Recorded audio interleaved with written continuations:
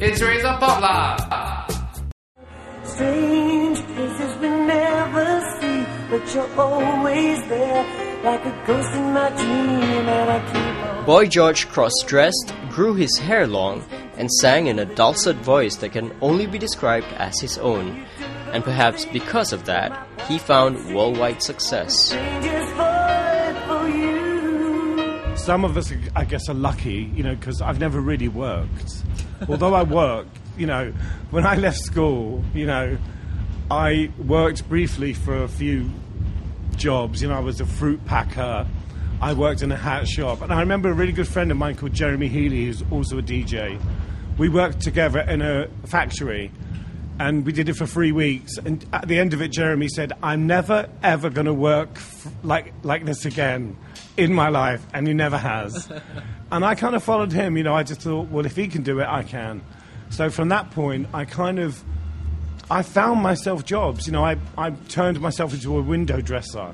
I met a hip guy in Soho who had a horrible shop window, and I sort of gave him a bit of cheek and said, I can do that better, and ended up getting the job, and then I got a shop. So I think if you have the kind of balls, the chutzpah, and you want to get out of your situation, you can change things, but not everybody can. Yeah, and when you were younger, you were an iconoclast, a revolutionary, and... Well, I think that's more of a time thing. I think at the time I was probably more of an eyesore. I think, when you're 17 dressing like that, people just think, oh, when's he going to grow out of it?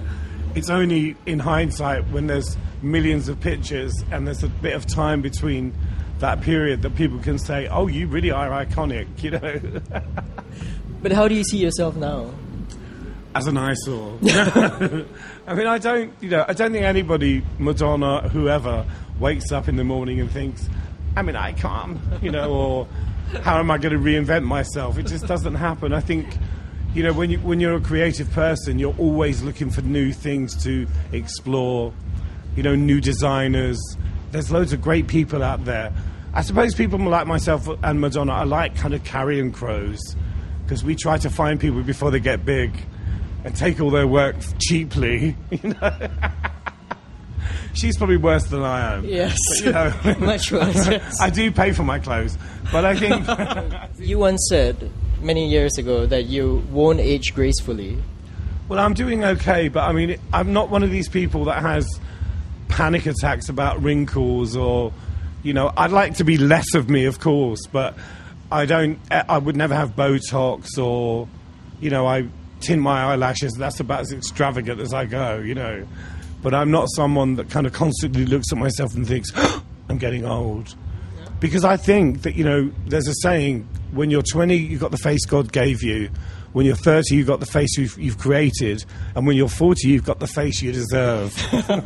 So beware. So you're happy? Yes. With the aging process? Absolutely. Why shouldn't I be? That's you say fantastic. that in such a concerned way. But you're falling apart. Unconventional as he may be, Boy George is convinced he would not have made it if he had joined American Idol. All that in the next clip.